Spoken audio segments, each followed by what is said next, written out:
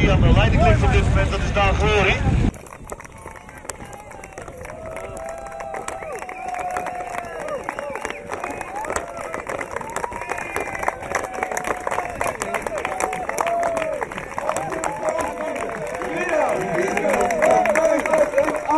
Hier komt hij binnen!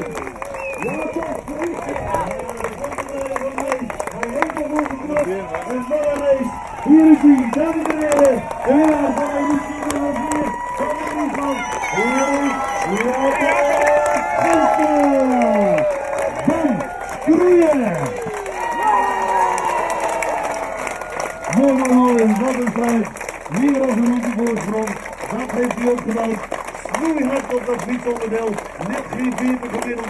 En daarna de routes van 7 kilometer zo in 31, 32 minuten afraffelen. Een fantastische winnaar.